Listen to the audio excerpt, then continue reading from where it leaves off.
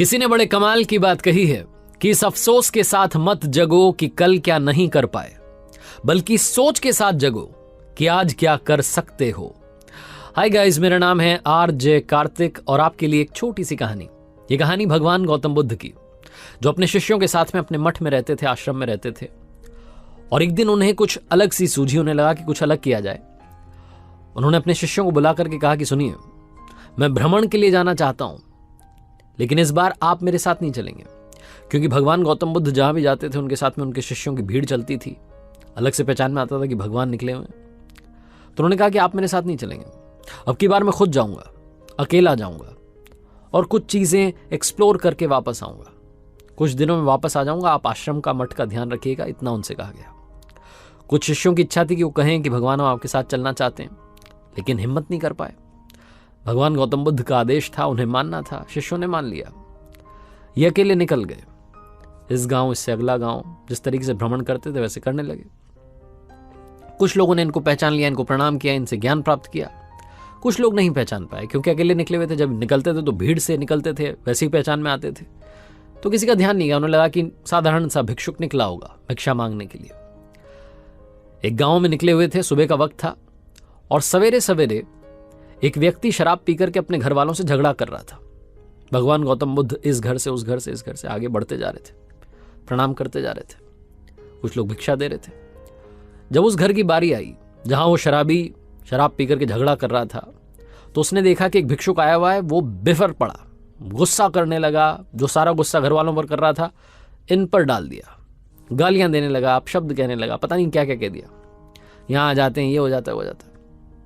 भगवान गौतम बुद्ध ने सारी बातें सुनी, मुस्कुराए और आगे बढ़ गए। जब उस शराबी का नशा कम हुआ, नशा उतरा, तो उसी गली में एक बूढ़ा व्यक्ति रहता था। वो इसके घर पर पहुंचा और जाकर के बोला कि आज तुमने बहुत बड़ा पाप कर दिया।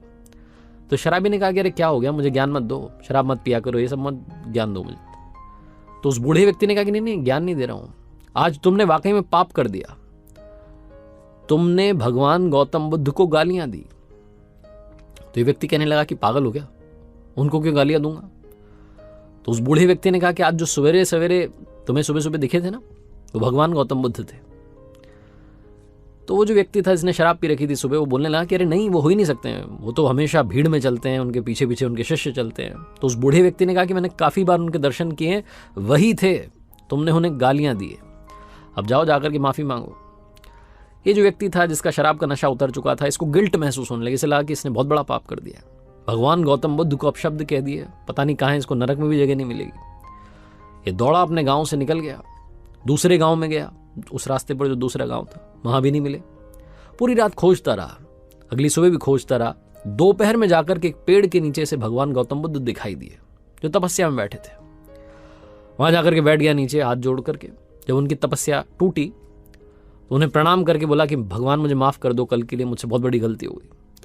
तो भगवान गौतम बुद्ध ने पूछा कि कल के लिए क्या हो गया।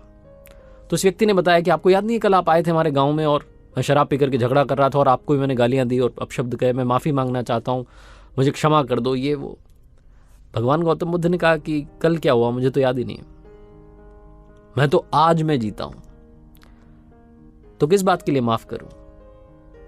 छोटी सी कहानी, लेकिन हमें यही सिखाती है कि लाइफ में जो बीत गया उस कल को भूल जाइए। मैंने पहले भी अपनी कहानी में कहा कि भूलने वाली सारी बातें याद हैं, इसीलिए जिंदगी में विवाद है। कल के बारे में सोचना है, लेकिन उस कल के बारे में नहीं जो जा चुका है, बल्कि उस कल के बारे में जो आने वाला है। प्रेजेंट में रहिए, फ्यूचर की तैयारी कीजिए। जिंदगी जीने का यही एक फंडा है। आप देख रहे हैं आरजे कार्तिक को। देखिए मेरे साथ हर सोमवार सुबह 9:30 बजे एक नई कहानी। और बस जाते आते यही कहूंगा, ऊपर वाले के आशीर्वाद के साथ, अपनी फैमिली के प्यार के साथ और अपनी मेहनत के साथ कर दिखाओ कुछ ऐसा कि दुनिया करना चाहे आपके जैसा।